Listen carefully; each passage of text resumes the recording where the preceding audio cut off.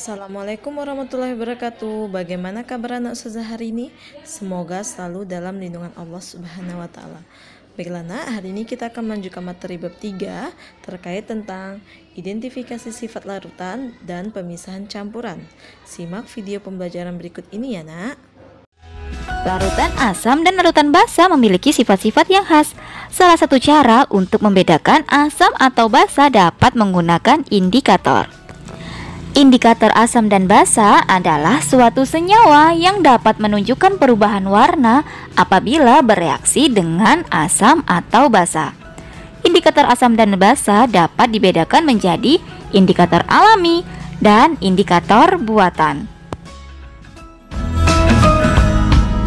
Berbagai jenis tumbuhan dapat digunakan sebagai indikator alami. Tumbuhan yang termasuk indikator alami akan menunjukkan perubahan warna pada larutan asam maupun basa.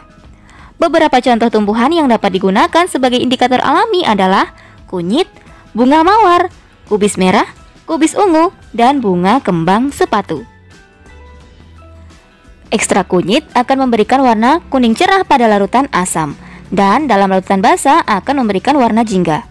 Kubis atau kol merah mengandung suatu zat indikator yaitu antosianin. Zat ini akan berwarna merah pada asam dan warna hijau pada basa lemah dan warna kuning pada basa kuat. Ekstrak bunga kembang sepatu akan memberikan warna merah cerah jika diteteskan dalam larutan asam. Jika diteteskan dalam larutan basa akan dihasilkan warna hijau. Salah satu jenis indikator buatan adalah kertas lakmus. Ada dua jenis kertas lakmus, yaitu kertas lakmus biru dan kertas lakmus merah. Warna kertas lakmus biru akan menjadi merah dalam larutan asam, dan warna kertas lakmus merah akan menjadi biru dalam larutan basa. Selain kertas lakmus, berikut beberapa contoh indikator buatan.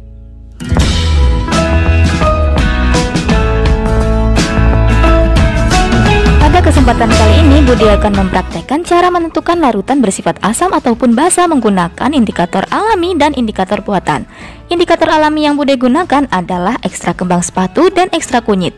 Sedangkan bahan yang akan kita amati meliputi jeruk, tomat, garam, air, sabun cuci, dan sampo. Mula-mula kita teteskan dulu bahan-bahan yang akan kita amati ke dalam plat tetes. Budi gunakan plat tetes karena memang bahan yang akan kita amati jumlahnya sedikit. Kita gunakan indikator buatan terlebih dahulu untuk menentukan bahan-bahan tersebut bersifat asam ataupun basa, yaitu dengan menggunakan kertas lakmus. Celupkan kertas lakmus ke dalam masing-masing bahan dan amati perubahan warnanya. Sudah mulai terlihat ya perubahan warnanya.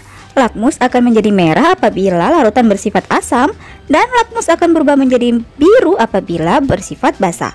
Lakmus tidak akan berubah warna apabila larutan tersebut bersifat netral.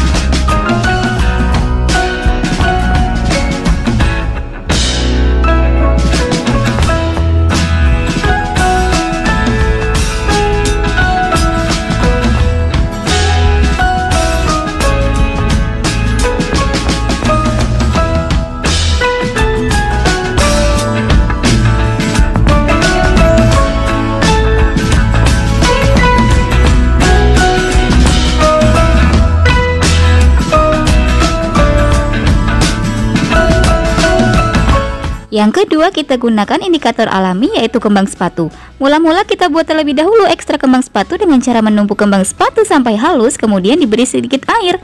Setelah itu, ekstrak kita masukkan ke dalam bahan yang akan kita uji. Sebenarnya dalam pembuatan ekstrak yang dibutuhkan adalah airnya saja, tapi kali ini Budi memasukkan ampasnya juga agar nanti hasilnya terlihat dengan jelas. Campuran ekstrak kembang sepatu dan bahan akan menunjukkan perubahan warna merah cerah apabila bersifat asam dan menunjukkan warna hijau apabila bersifat basa, serta tidak menunjukkan perubahan warna apabila dia netral.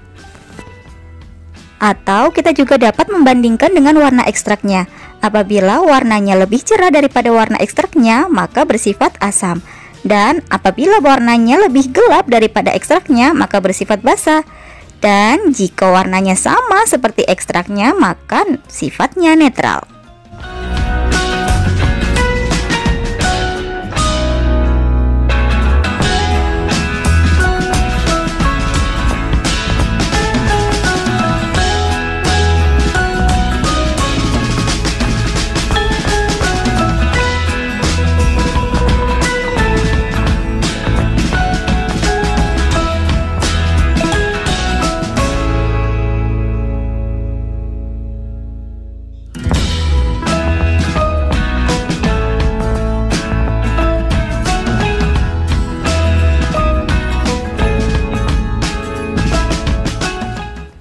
Kalian dapat mencobanya di rumah ya, menggunakan beberapa indikator alami yang dapat ditemukan sehari-hari seperti kunyit, kol, dan bunga mawar. Cara pembuatan ekstrak sama seperti pembuatan ekstrak kembang sepatu tadi. Metode pemisahan campuran banyak digunakan dalam kehidupan sehari-hari, seperti untuk penjernihan air dan pembuatan garam. Beberapa metode pemisahan campuran yang sering digunakan antara lain penyaringan atau filtrasi, sentrifugasi, sublimasi, kromatografi, dan distilasi. Salah satu metode pemisahan yang paling sederhana adalah metode filtrasi atau penyaringan. Penyaringan adalah metode pemisahan campuran yang digunakan untuk memisahkan cairan dan padatan yang tidak larut berdasarkan pada perbedaan ukuran partikel zat-zat yang bercampur.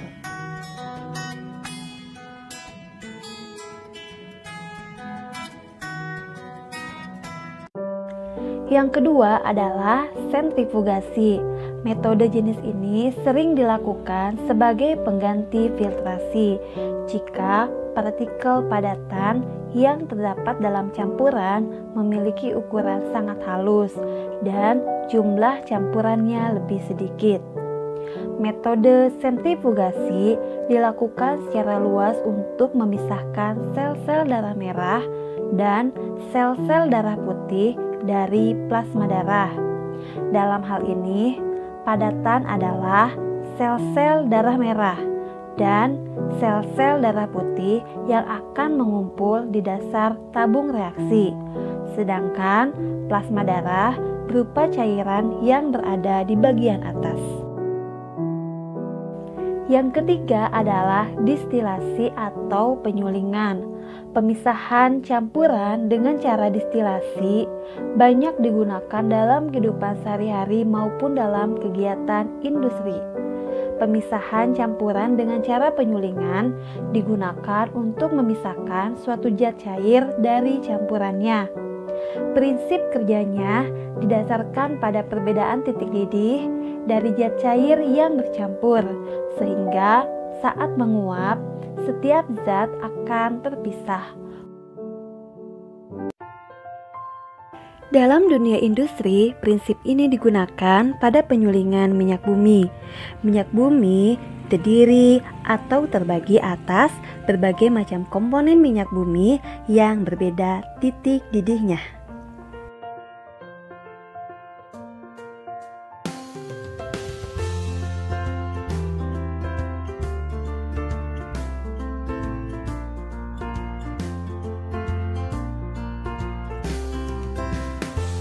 Pemisahan campuran yang keempat adalah kromatografi. Metode pemisahan dengan cara kromatografi digunakan secara luas dalam berbagai kegiatan. Di antaranya untuk memisahkan berbagai zat warna dan tes urin untuk seseorang yang dicurigai menggunakan obat terlarang atau seseorang atlet yang dicurigai menggunakan doping. Pemisahan campuran dengan cara kromatografi pada umumnya digunakan untuk mengidentifikasi suatu zat yang berada dalam suatu campuran. Prinsip kerjanya didasarkan pada perbedaan kecepatan merambat antara partikel-partikel zat yang bercampur dalam suatu medium diam ketika dialiri suatu medium gerak. Contohnya, untuk mengidentifikasi kandungan zat tertentu dalam suatu bahan makanan, mengidentifikasi hasil pertanian yang tercemar oleh pestisida, dan masih banyak lagi penggunaan pemisahan campuran dalam kehidupan sehari-hari dengan menggunakan cara kromatografi. Jenis kromatografi yang paling banyak digunakan adalah kromatografi kertas. Jenis lainnya adalah kromatografi lapis tipis dan kromatografi gas. Kromatografi merupakan metode pemisahan campuran yang didasarkan pada perbedaan kecepatan merambat antara partikel-partikel yang bercampur dalam suatu medium diam ketika dialiri suatu medium gerak. Yang terakhir adalah sublimasi. Prinsip kerja metode pemisahan campuran dengan cara sublimasi didasarkan pada campuran zat yang memiliki satu zat yang dapat menyublim. Menyublim adalah perubahan wujud padat ke wujud gas, sedangkan zat lainnya tidak dapat menyublim. Contohnya, campuran iodin dan garam dapat dipisahkan dengan cara sublimasi. Alhamdulillah, untuk pembelajaran hari ini cukup sekian. Mohon maaf jika ada kekurangan. Saya akhiri. Wabillahi taufiq wal hidayah. Wassalamualaikum warahmatullahi wabarakatuh.